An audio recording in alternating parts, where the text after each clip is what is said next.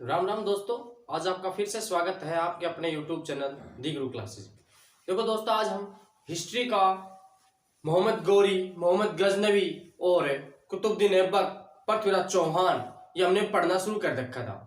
तो दिल्ली सल्तनत काल के अंदर गुलाम वंश हमारा स्टार्ट, तो गुलाम वंश के अंदर हमने कुतुबुद्दीन ऐबक पढ़ लिया था। इसके बाद हम बात करें कि जो इल्तुतमिश, पॉइंट पर नोट करता हूं,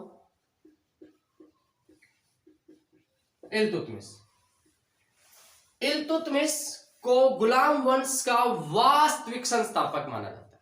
इल्तुतमिश राजा कब बनता है दोस्तों? 1211 में, और कब से कब तक रहता है ये? 1236 तक।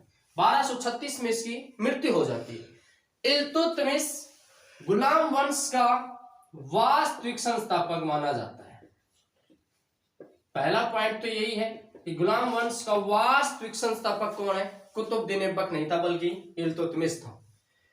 इल्तुतमिश की राजधानी दिल्ली थी, क्योंकि इल्तुतमिश से पहले जो भी राजा हुए, बहराम शाह हुआ, कुतुबुद्दीन ऐबक हुआ, उन्होंने अपनी राजधानी को लाहौर में बना रखा था। लेकिन इल्तुतमिश जो ही राजा बनता है, उसने अपनी राजधानी को लाहौर से स्थानांतरित करके नई दिल्ली लेके आता है अपनी राजधानी। दोस्तों 1229 में इल्तुतमिश ने खलीफा से आशीर्वाद लिया।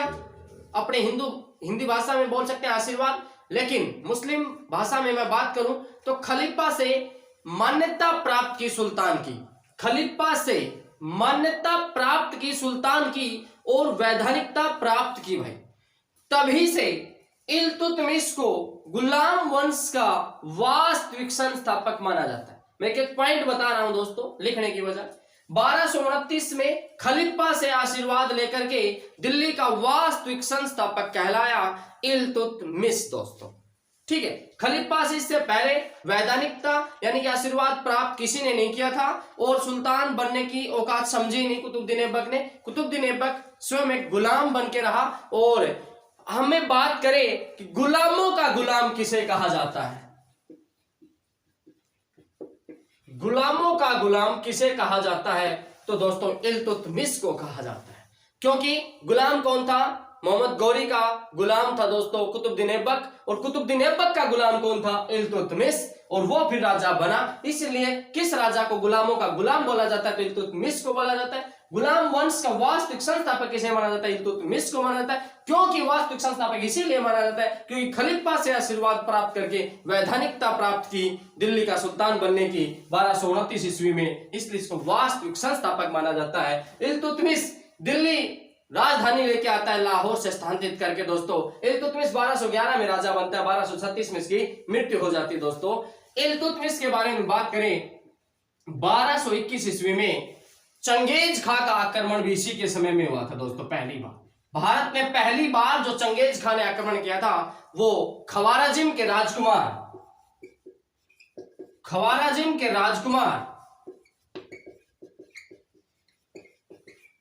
मंगबर्णी के ऊपर करता है। मंगबर्णी के ऊपर आक्रमण करता है, और मंगबर्णी ने सैन्य सहायता मांगी इल्तुतमिश से, लेकिन इल्तुतमिश ने साफ इनकार कर दिया और अपने राज्य को चंगेज खां के आक्रमण से बचा लिया बड़ी ही चतुराई से। और चंगेज खां ने खवाराजिम के राजकुमार मंगबर्णी को मार दिया दोस्तों 1221 में, और इल्तुतमिश का राज सिंहासन बच गया चंगेज खां से बड़ी ही चतुराई से, इल्तुतमिश के चतुराई से दोस्तों। तो चंगेज खां का आक्रमण भारत में पहली बार किस राजा के समय में हुआ था? तो इल्तुतमिश के समय में हुआ था दोस्तों। इसके बाद अगर मैं बात करूं दोस्तों, इल्तुतमिश ने ही भारत देश में पहली बार शुद्ध अरबी सिक्के चलाए थे। शुद्ध अरबी सिक्के किस राजा ने चलाए दोस्तों? इल्तुतमिश ने चलाए थे। इल्तुतमिश ने दो प्रकार के सिक्के और चलाए दोस्तों, तांबे के, चांदी की धातु के बने सिक्कों को, इल्तुतमिश के सिक्कों को क्या कहा जाता था? टका कहा जाता था। और तांबे की धातु से जो सिक्के बने थे इल्तुतमिश के, उनको जित्तल कहा जाता था। तो इल्तुतमिश के द्वारा चलाए गए तांबे के सिक्के क्या कहलाते थे? जित्तल कहलाते थे। और चांदी के सिक्के क्या कहलाते थे दोस्तों? टका कहलाते थे। और शुद्ध अरबी सिक्के किसने चलाए? पहली बार इल्तुतमिश ने चलाए। दूसरी बार इल्तुतमिश ने एक भूमि व्यवस्था चलाई जिसका नाम था इक्तादारी व्यवस्था। इक्तादारी व्यवस्था, इक्ता का मतलब धरती। इक्तादारी व्यवस्था प्रणाली किसने लागू की थी दोस्तों? इल्तुतमिश ने लागू की थी। ये सैन्य सेवा के बदले में जो धरती का टुकड़ा दिया जाता था इसको ही इक्ता प्रणाली बोली जाती थी। और जो इक्ता प्रणाली का जो अधिकारी था उसको क्या बोला जाता था दोस्तों? इक्तादारी बोला जाता था। इक्तादार, इक्तादारी प्रणाली का जो अधिकारी था बड़ा, उसको इक्तादार बोला जाता था। तो बोला जाए क्वेश्चन आए एग्जाम के अंदर कि इक्तादारी प्रणाली, इक्ता प्रणाली भारतीय इतिहास में किस राजा ने चलाई थी दोस्तों? तो इल्तुतमिश ने चलाई थी। इसके बाद में अगर जिक्र करूं दोस्तों, इल्तुतमिश ने ही अपने पुत्र नसरुद्दीन महमूद का मकबरा बनवाया भारत देश में, दिल्ली के अंदर। नसरुद्दीन महमूद की मृत्यु, इसके जो पुत्र की जो मृत्यु है वो इल्तुतमिश के आगे ही हो जाती है। इल्तुतमिश ने अपने पुत्र का मकबरा दिल्ली में बनवाया जिसको सुल्तान घड़ी का मकबरा भी बोला जाता है। सुल्तान घड़ी का मकबरा किस मकबरे को बोला जाता है? तो इल्तुतमिश के द्वारा बनाए गए मकबरे को बोला जाता है, जो दिल्ली में स्थित है दोस्तों।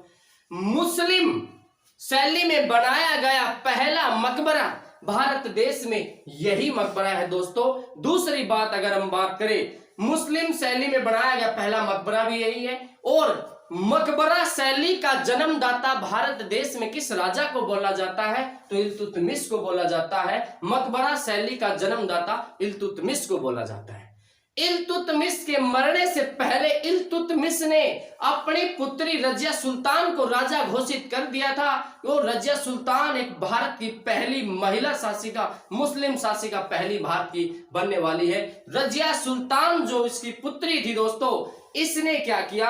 अपने पिता का मकबरा कुव्वत उल इस्लाम मस्जिद के आगे बनवा दिया। तो कुव्वत उल इस्लाम मस्जिद भारत देश की पहली मस्जिद है जो कुतुबुद्दीन ऐबक ने बनवाई थी दोस्तों, दिल्ली के अंदर। तो इल्तुतमिश का मकबरा भी कहाँ है? दिल्ली में है। और उस कुव्वत उल इस्लाम मस्जिद के सामने बना हुआ है इल्तुतमिश का मकबरा। जो इल्तुतमिश का मकबरा किसने बनवाया था दोस्तों? रजिया सुल्तान ने बनवाया था। रजिया सुल्तान किसकी पुत्री थी? इल्तुतमिश। देखो दोस्तों, इसके बाद इल्तुतमिश ने एक प्रथा शुरू की थी अपने दरबार में, तुर्क ए चहलगामी प्रथा। तुर्क ए चहलगामी प्रथा, तुर्क ए चहलगामी प्रथा अपने प्रशासन में मदद के लिए इसने बनाया था ये विभाग तुर्क ए चहलगान। तुर्क ए चहलगान में 40 लोगों का समूह होता था। कितने लोगों का समूह होता था? 40 लोगों का। तो तुर्क ए चहलगानी प्रथा या चालीसा संगठन का निर्माण किसने कर रहा? इल्तुतमिश ने। या तुर्क ए चहलगानी प्रथा किसने बनाई? इल्तुतमिश ने। इसके बाद इल्तुतमिश की मृत्यु हो जाती है 1236 में दोस्तों, और इसकी पुत्री रजिया सुल्तान राजा बन जाती है। इसके बारे में और पढ़ेंगे। रजिया सुल्तान, रजिया सुल्तान भारत देश की पहली महिला मुस्लिम शासिका बनने वाली है। तो रजिया सुल्तान से पहले इसका भाई होता है रुकनुद्दीन फिरोज। रुकनुद्दीन फिरोज, रुकनुद्दीन फिरोज अपनी मां शाह तुर्कान, रुकनुद्दीन फिरोज अपनी माता शाह तुर्कान की मदद से राजा बन जाता है इल्तुतमिश के जाने के बाद। लेकिन क्या हुआ? रजिया सुल्तान ने इसको मार दिया और खुद राजा बन गई भाई, खुद राजा बन गई। इससे क्या हुआ? पहली महिला मुस्लिम शासिका मानी जाती इस देश को। लेकिन भाई इसने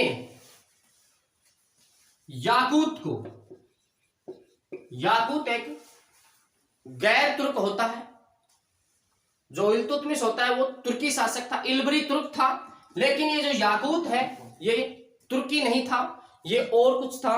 और इसने रजिया सुल्तान ने याकूत को असफसाला का प्रधान बना लिया, अपने सैन्य व्यवस्था के अंदर उसको इंपोर्टेंट पद भी दे दिया। इससे जो भी तुर्क थे, इल्बरी तुर्क थे उसके दरबार में, वो उससे विरुद्ध हो गए और अमीरों ने भी इसका विरोध करना शुरू कर दिया। सबसे पहले रजिया सुल्तान का जो विरोध है वो दोस्तों लाहौर के एक सूबेदार ने किया था और उस सूबेदार का नाम था कबीर खां। कबीर खां ने सबसे पहले रजिया सुल्तान का विरोध किया था। रजिया सुल्तान ने उस विद्रोह को दबा दिया।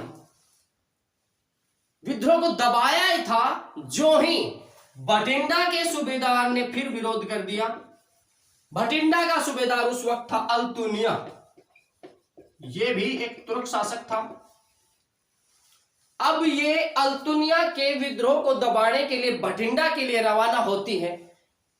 वहां जाने के बाद इसका जो प्रेमी होता है, अल्तुनिया प्रेम करती है याकूत से, याकूत को मार दिया जाता है और अल्तुनिया ने रजिया सुल्तान को बंदी बना लिया। अब रजिया सुल्तान को बंदी बनाने के बाद अल्तुनिया ने उसको अल्टीमेटम दिया, या तो आप मेरी घरवाली बन जाओ, मेरी रानी बन जाओ, या फिर अपनी जान गंवा दो। तो अल्तुनिया ने, रजिया सुल्तान ने सोचा भाई शादी तो करनी है, आज नहीं 2 साल बाद करनी है, इससे अच्छा बड़ा जान तो बच जाए। तो रजिया सुल्तान ने शादी कर ली, किसके साथ? अल्तुनिया के साथ। अल्तुनिया ने और रजिया सुल्तान के साथ शादी कर ली। दोनों भटिंडा से चल पड़े, दिल्ली के लिए रवाना हो लिए। और वो रास्ते में जब आ रहे थे, बहराम शाह जो रजिया सुल्तान का दूसरा भाई था, उस बहराम शाह को पता चल गया कि रजिया सुल्तान ने तो अल्तुनिया के साथ शादी ही कर ली। बहराम शाह पीछे से राजा बन जाता है। रजिया सुल्तान भटिंडा जाने के बाद बहराम शाह अपनी सेना लेके यहां कैथल में पहुंच जाता है। और बहराम शाह जो ही वो कैथल में पहुंचते हैं, कैथल जो नगरी है वो हरियाणा का एक जिला है। कैथल जो 1 नवंबर 1989 को बना था, जो हरियाणा की छोटी काशी कहलाता है, गुरुद्वारों का शहर कहलाता है, उसी कैथल की भूमि पे, धरा पे 13 अक्टूबर की बात है, 13 अक्टूबर 1240, क्योंकि 36 में तो राजा बनती ही है। 13 अक्टूबर 1240 में रजिया सुल्तान और अल्तुनिया को बहराम शाह की सेना ने पराजित करके उन दोनों को मार डालते हैं। तो रजिया सुल्तान की मृत्यु कब हुई? 1240। रजिया सुल्तान के पति की मृत्यु भी कब हुई? 1240। किसने मरवा दिया? उसके भाई बहराम शाह ने मरवा दिया। ये रजिया सुल्तान पहली महिला शासिका है मुस्लिम जिसने पर्दा प्रथा को हटाया, घूंघट प्रथा को हटाया।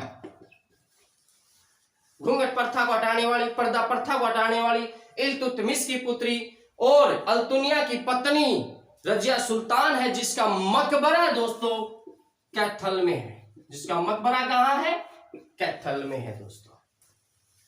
अब बात करते हैं इसके बाद रजिया सुल्तान का मकबरा पूरे एशिया महाद्वीप में पहला मकबरा है जो किसी महिला शासिका का मकबरा है दोस्तों। तो दोस्तों आज मैंने इल्तुतमिश और रजिया सुल्तान पढ़ाया है। मैं उम्मीद करूंगा आप लोगों को ये वीडियो पसंद आया होगा। तो दोस्तों इससे पहले भी मैंने हरियाणा करंट, नेशनल करंट की वीडियो बना रखी है, उनको देखने के लिए प्लेलिस्ट में जा सकते हो, उनको देख सकते हो दोस्तों। बहुत ही तड़क बड़क वाली करंट अफेयर्स वीडियो डाल रखी है मैंने, 10-10 मिनट में सभी टॉपिक कवर कर रखे हैं करंट के, तो वो देख सकते हो दोस्तों। इस वीडियो के लिए देखने के लिए बहुत बहुत धन्यवाद दोस्तों। जय हिंद, जय